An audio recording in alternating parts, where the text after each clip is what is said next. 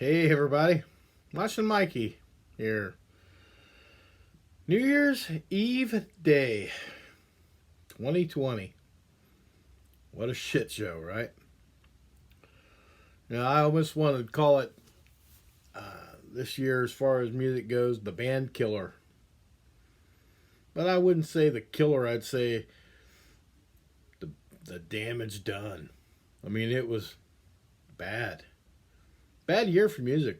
I mean, local, big, doesn't matter. Bad year everywhere. Um, didn't start out bad. I've mentioned it in my past that we did an Undying Obsession did the EP Mission Volume 2 in March, right before the Wu flu hit, and it was still that album of the year. In my mind, yes. In my mind, I will not lie. That is the album of the year locally for me, for anywhere really. I mean, I think I had a list where it was like, you know, Striper had a really good album, and then there was us, and then there was the Ginger Macro. But thinking about it and all the hardship and crap that we put up with as local musicians, and trying to keep everything together and all for the common good. Fucking Undying Obsessions Mission Volume 2. The number one on the list now. I'm just putting it out there. Uh, you know, just to go into a little bit why we got this last part of the year here. It's been a rough year for a lot of people, and I know we're all hoping for a better 2021, not just in the music industry and, personal lives or work lives, the world in general. I mean, we hope that the people that want to vaccinate vaccines get them and they're good with it and there's no side effects, and we hope the Wu flu goes way down, and we also hope this election stuff gets fixed. I mean, the rigging fucking true. We need to fix that, and I don't want to get into politics on this one. If you want to do that, go to the 0 hours on Apple Podcasts, Spotify, Podbean, everywhere else. But I'm a Moshin Mikey territory here. Right now, I'm going to try to do Mondays for what I'm calling Thinking Out Loud. So, like, maybe not every Monday, but every other Monday, maybe 20 minutes, 30 minutes, I don't know. I've talked about it a little bit before. But I tell you, I mean, just talking and reminiscing about the past, or even talking about what's going on in the future, it's very... I mean, if you've never tried it, you should try it. Just talking like this, it's like it clears your mind so much. And, I'm so thankful for my podcast, but even these videos, like, the other night, I went to, my buddy Jamie called me. We were in Laughing Cattle together for a long time. We were in bands before that together. So basically we spent majority of, almost 30 years, 1989 was our first band together, and then it went all the way to 2018. So yeah, almost 30 years total. And however, is that right? Yeah, I think it's 29 years, right? Wow. I mean, you think about that, it's like, eesh, damn, man, I'm 33 years into music, and it was 25, almost 30 years with Jamie, so it's cool. But he invited us out. We talk about the albums that we did together, and we talked about one earlier, and this, nice little setup at the house. It's a little thing for us. He's making it for like a keepsake.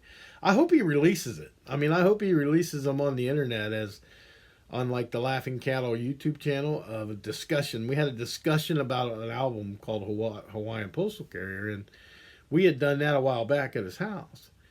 And I got to watch it last night on DVD. It's very fucking cool. I mean, it's just cool. And then hearing the stories again that you heard that day about the songs and some of the shows and the lineups, and it was a good time. And the other night, we got to do it again. And this time we had a third person, which was even cooler. Zach played bass on Redemption.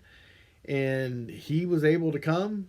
And he came from where he lives down in Troy, and we met here in town and had to set up and everything and sit there and talk for God 2-3 hours. We go way off topic when the camera wasn't rolling, but I mean, we did a lot of discussion about the album and stuff, and it's like you just rolling down memory lane like that is fantastic. So I mean, I plan on doing that a lot, and in my future, because I like remembering all this stuff, and not just that. That was 9 years ago we did that album. So I'm not talking like going back 9 years every time, but I'm saying one of the reasons I did the podcast and I'm doing these videos is basically the same.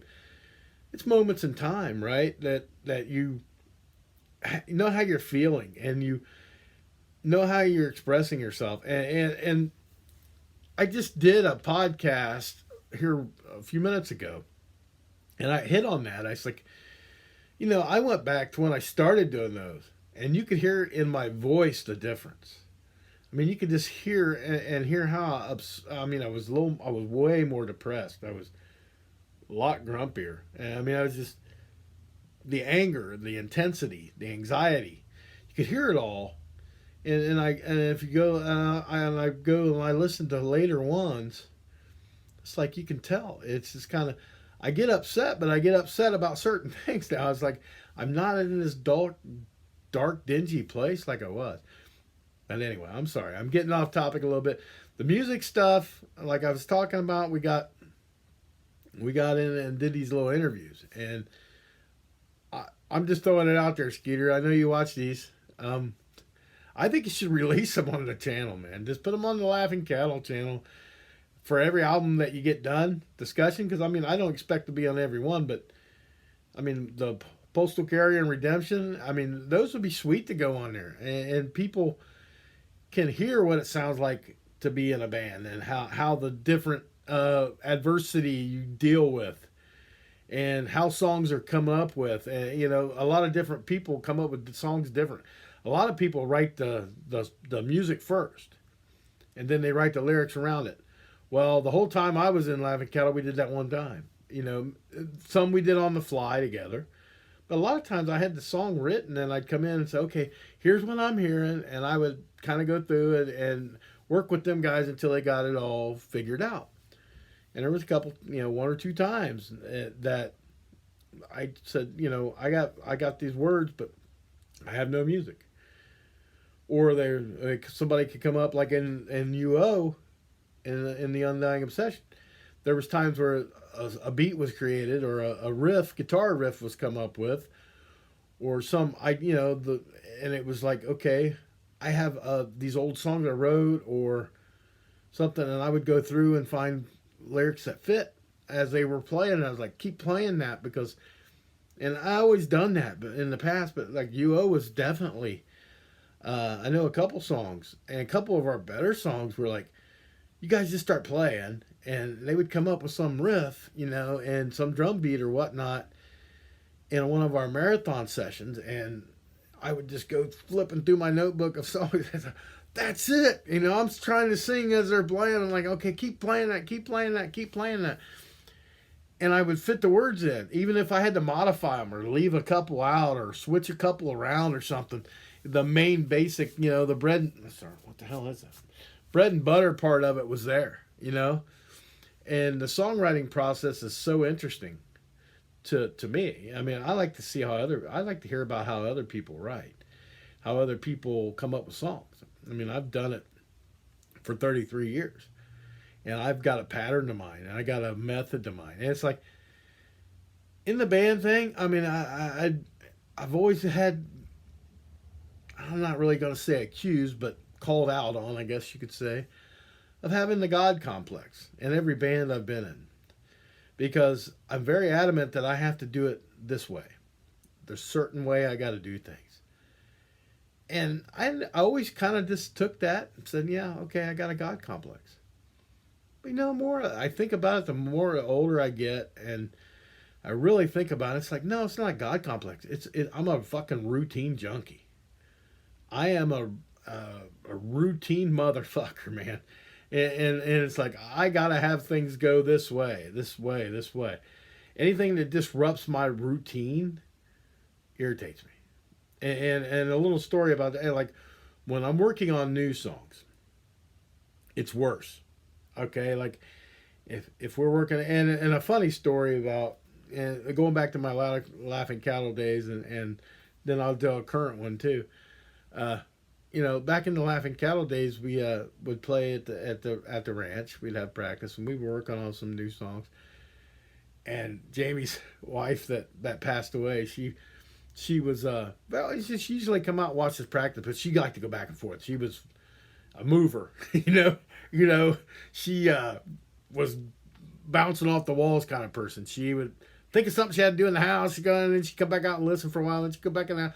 She'd come out and have something to tell Jamie. Or it was just, she moved a lot. That's just how she was. Like, I don't know if you call it ADHD or hyper or whatever. But yeah, she just was. And it's like, man, no problem. And we work on new songs, and I was very intensive about working on new songs. Well, and I don't know what it was. One day, I think we were right in the middle of a song, and she come in to say something or do something, and I'm an asshole for it now. I get it, but I was like, I was fucking pissed. I was, God dang it, that can't happen. I fucking lost my train of thought. Blah blah blah. And I felt bad after. I really did. And I told her, no, this is your house. I'm in your garage or your house. You can do whatever the fuck you want. I don't know how I think I got the balls of cojones to tell you that when I'm writing a new song, you stay the fuck out of my way. Blah blah blah. But she understood it, and that was one of the things that we all adored about her. She would get it. I mean, she would confront you. She was a tiger. But it was funny because she put a sign above the garage door that said, "Be seen, not heard," and spelled it HERD because, Laughing Cattle. We had the herd is the word and everything. But she said that thing should light up when you guys are working on new music. And I got a kick out of it. I mean, for a long time, I got a kick out of it. I was like, but I felt like an asshole, and I felt like the God complex I'm talking. But she also understood, and I think it made me feel a little better. She understood that I didn't do it to be an asshole. I do it because that's how I create it. Knocked me out of my routine. Because when I'm one of these guys, I want that song. If we're start working on a song, I want it done that day.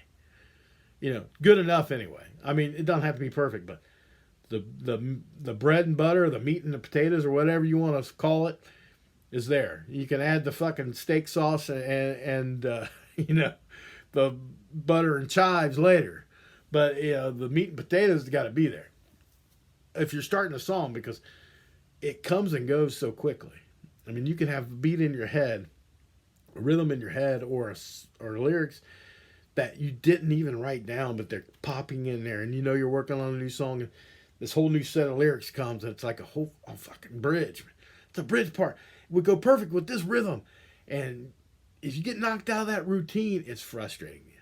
Okay, but yeah, so all the years I've kind of given myself the moniker that I have a God complex.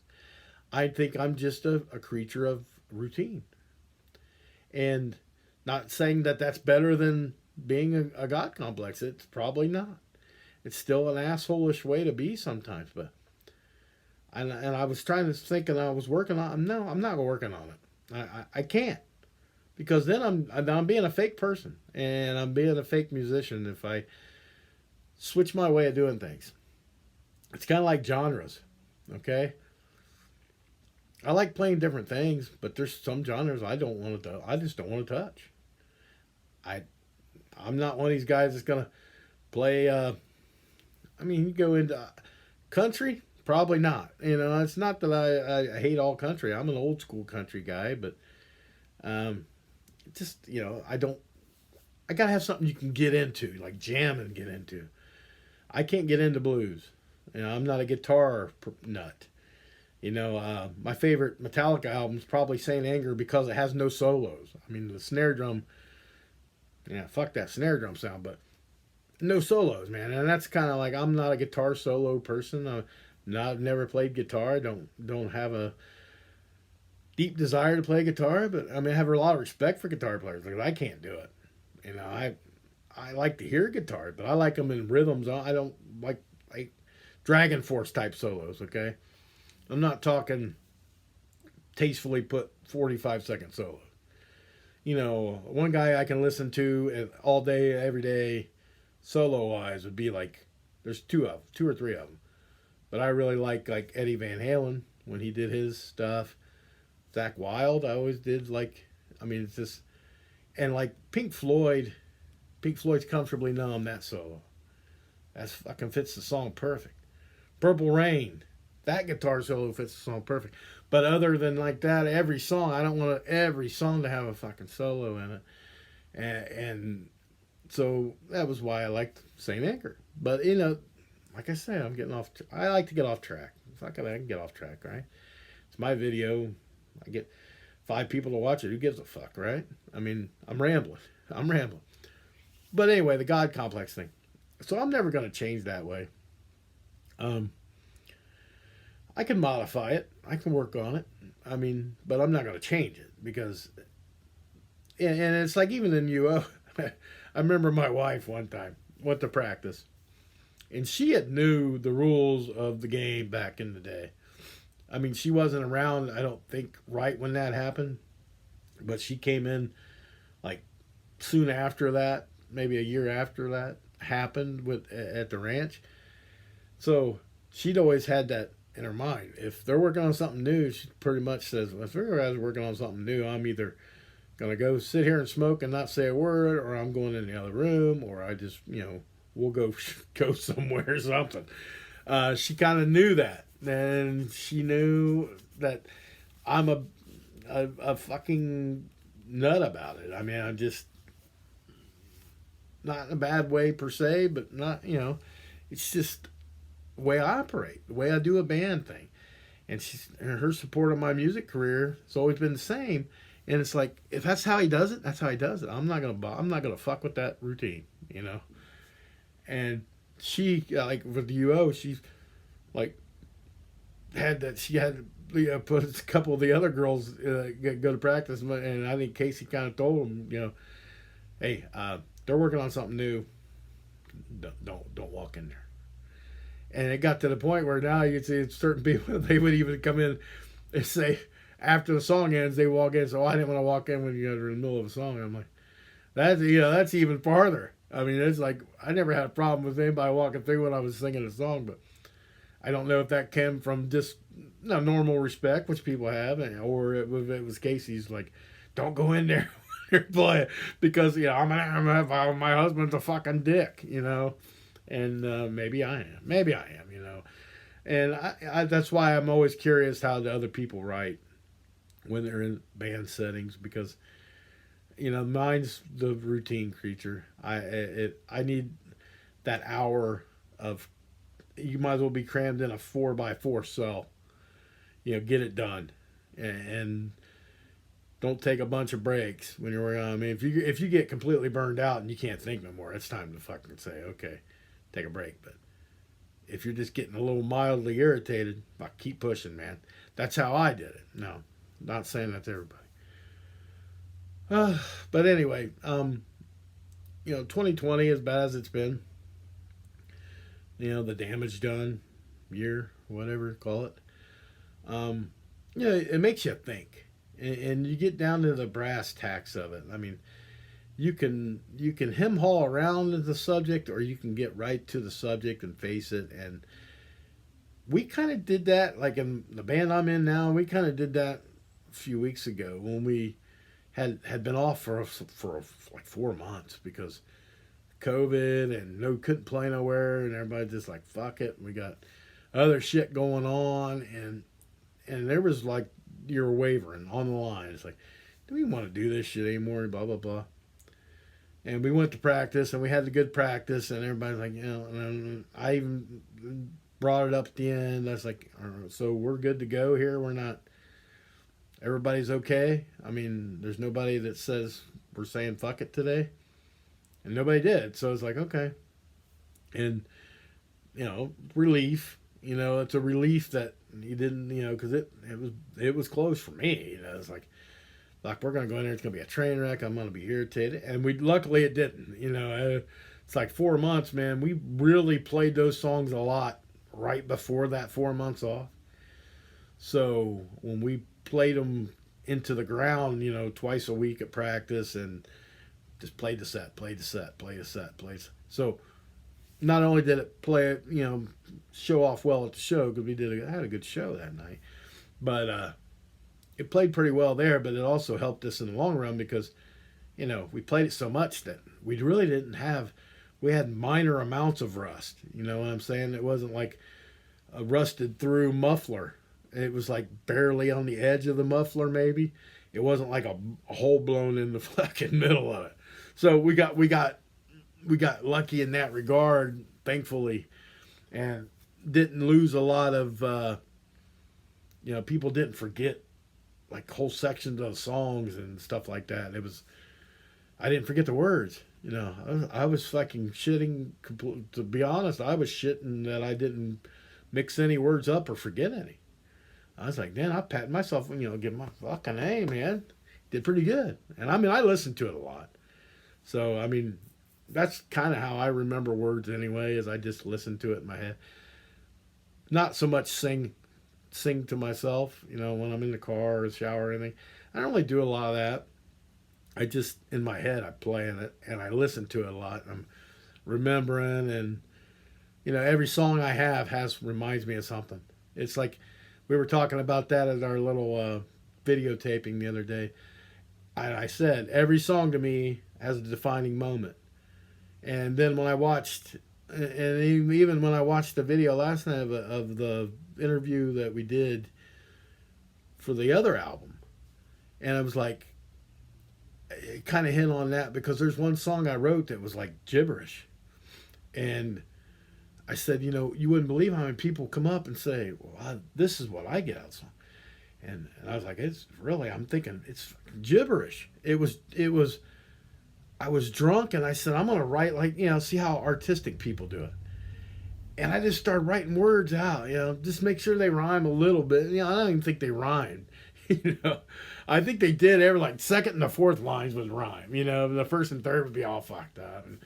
And it's like this non-existent meaning. But after I wrote that song and we played it, I was like, my God, every time and at first it confused me. I was like, every time I hear this song, I think I'm standing on a fucking ocean, like on the beach, looking out over the sunrise, standing on the beach, depressed with seashells around me and shit. The song has a start about distant clouds on the horizon, and at some point I talk about being despised by the ocean's crest. What the fuck does that mean? Nobody knows. I don't know. I wrote the shit I didn't know. But it's like, every time I hear that, despised by the ocean's crest, part on there, it's like, I'm standing on the fucking beach, looking out at the ocean. Funny how shit works. But every single song I've ever done in my life, if I started at one song right there and did the whole 68 songs or whatever the hell it is that I've recorded, and every song I sit there and I would give myself 20 seconds, 30 seconds of a song. So holy shit, I remember this from that. It's kind of like, a time, it sends you to a different time in your life. Like every song has a place I go to. It's as fucked up as that sounds. That's for me. And if somebody else has something like that, comment below, man. Let me know that I'm not fucking crazy.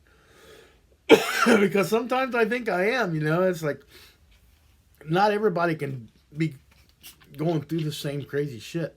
Not everybody can listen to every song and be put to a different spot in their mind, right? Am I the only one? Because I'd love to know that I'm not, but at the same time, if I am, it's kind of cool. That I'm one of a kind, I guess. But what I guess I'm getting to with the bands, we all had a tough 2020, I get it. And 2021 is not going to miraculously change. we're still gonna have we still got the fucking curfew, we're still got the COVID restrictions, we still got this and that. So I guess what I'm asking and inquiring about anyway to bands, to people in bands or whatever, what are you gonna do this year? I mean, are are you gonna go for it? Because okay, here's my thing, and I struggle with this, and I'm sure, and I want to make sure that I'm not the only one. And if you need some, I can tell you my advice, but it's like for me, all I can do right now is, God, fucking nose running. Sorry, uh, is if you want something, you got to do it. You got to go for it. You can't expect it to fall to you, right? It's like excuses are excuses, and that's all there is to it. Now, there's a lot of things you can like or not like, and you may have to alter your uh, goal list or alter your even practice. I mean, if you're not hip on practicing uh, once a week or twice a week, you go down to once a month, or it depends on what you want out of it, right? So it's like if you're wanting to play a lot and just do shows off your set, then you only got to practice once a month until you get a show, and then you practice twice that week and you're good to go, right? Or are you wanting to write a new album? Let's say an EP. If it's an EP, practice once a week, maybe once every other week. You don't have to practice twice a week, but you practice like one long time a week, right? Or you can do, you know, two short ones to keep the set going, and then once every month or 6 weeks, you get a marathon one and try to write some songs, whatever. Everybody's got a different pattern. That's what I'm curious about. But I guess my message to people that are in bands and are like kind of up in the air about what's going on, what are we gonna do, and is how bad do you want it? I mean that's my thing. I mean it's how bad do you want whatever it is you want to do? How bad do you want it? Because you're gonna have to piss some. Sometimes you're gonna have to piss some people off. You're gonna have to step on some tits and dicks, and say this is how it's gonna be. Um, and I mean I really don't know that anybody that has that issue, I guess. But I mean it's me personally. It's like I just think if you gotta make if you I don't believe in New Year's resolutions anymore. I mean I can never follow them. I mean 2 years ago I was gonna weigh 213. Okay. 175 pounds later, still not near 213, right? So I'd be a hypocrite if I said, hey, as you start your new year, you get on this resolution to blah blah blah. I'm just calling out the band people, everybody, not my band or any other band I know in particular. I'm just saying anybody that's musician that watches this shit, and maybe it's just a couple people. I don't know. I mean, there's like 14 different views, but I mean, how many of them were people that I know that were in bands? Who knows? Anyway, so I think you just have to ask yourself what you want to do and how bad you want to do it, and you got to have goals to get there, right? So if you want to do 20 shows this year, your practice schedule is going to be once a week at least, and then if you get a show, you want to do a midweek or something like that, like Wednesday, Thursday. That's how I've always done it anyway. In the band I'm in now, is like we had a show, we said, okay, we're going to do Tuesday and Thursday. We're going to run through the set, and then we'll have a show on Saturday. And then that following week, we didn't have something coming up. We'd be like, okay, let's just take that week off, come back the following week. And if we had a show that next weekend, we'd say, okay, let's at least go Thursday. We practice. We go through the set, pack the stuff, get stuff ready to go. We're ready for Saturday gig. That's how we do it now. How everybody else does it, I'm not sure. And Cattle was different than what I'm in now. So every band had its little different nuances. But all I'm saying is, and not being dramatic or anything, I mean, I want everybody to succeed in what they're doing. You know, local bands, whatever. But you have to decide what you want, and you have to decide if you're willing to work to get it. And like I said, if you got to step on some dicks to get there, tits, whatever, make it happen. If you're not happy doing it anymore, it sucks. You know, 2020 fucked a lot of things up. You know, I'm gonna keep playing. And it's like I said, I had the guys the other day, and they were like, "Yeah, we're good to go." Even there was a couple of us said, "Yeah, I was close." Fuck this. And it might be a few weeks. The glory, I guess, it's the good and bad part of that is we didn't practice or play or anything. We didn't even hardly be in contact really with everybody for 4 months. And we came in that room and still fucking nailed the songs. So it's like, is that good or bad? That's fantastic. But on the flip side of that, it's like, Christ, now we can take it.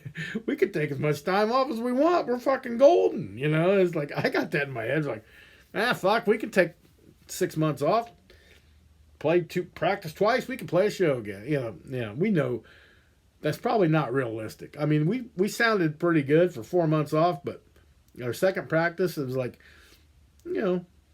we still sound okay. And we work on some different couple parts that people wanted to switch up a little bit, because we've been playing them songs a while, and it's like that kind of shit's cool. Creativity, you take your own song, like especially because Eric's a new drummer. He hasn't got to write anything with us yet, so it's like he's trying to make a lot of the older stuff his, that doesn't fuck us up, but he can add something he hears in his head. It's like this would be cool. And he did it with a couple songs. And it's like, it fucking works for me, man. It doesn't fuck me up. I think it made the one song especially, like, it made it sound a little better to me, I thought. And he reworked that little bit. It wasn't the whole song. It was just a section. That's the kind of shit, And it's like, well, we're not going to practice this week. So it's like, it's going to be 2021 before we practice again. But I look for it to be, we got to start writing some new stuff in my mind. That's what I'm thinking. Okay, I think we're all going to have to, I think, just get together and say, okay, here, what do we want to do? What's the plan? And we've hinted around about a few different things, but if we get a show here, if we get a show there, maybe we got to just say we're not doing any shows till April or something, and we'll talk about it. That's what the band dynamic is. You get with their bandmates and you talk about it. And I have my own ideas, and they're going to have theirs. I'm talking to everybody else, I guess, outside of my band. Is like, okay, what do you want to do, and how are you going to do it? And are you going to hem haul around, or shit, or get off the pot? And 2021, because I'm looking for this, like the scene come back. Sorry, but I hate the scene word. I'm just saying the live shows to come back. Okay, the same. Dayton, Sydney, Troy, Piqua area. Lima, whatever. Shows to come back. Like, there was a few, year or two ago where, man, you can find a show about everywhere. Hop on a show here, hop on a show there. And a lot of these bands are dwindling out and they're dying, they're going away. And it's like, these venues are kind of hurting because of COVID. It's like, fuck, it's so unpredictable. And I don't want to have to learn 2.5 hours worth of covers to play an hour and a half of my own shit or whatever. I'd rather just play the hour sets that we always played and have 2 or 3 bands do it. 3 bands playing, each playing a set with the little gaps in between. That's a night for me. That's a perfect fucking show. Three's good. Sometimes 4 maybe if it's a longer night, start a little early or whatever. You get your full complement of set in, and that's my thinking. So I'm saying, shit or get off the pot with some of these guys. I want to know who's playing this year.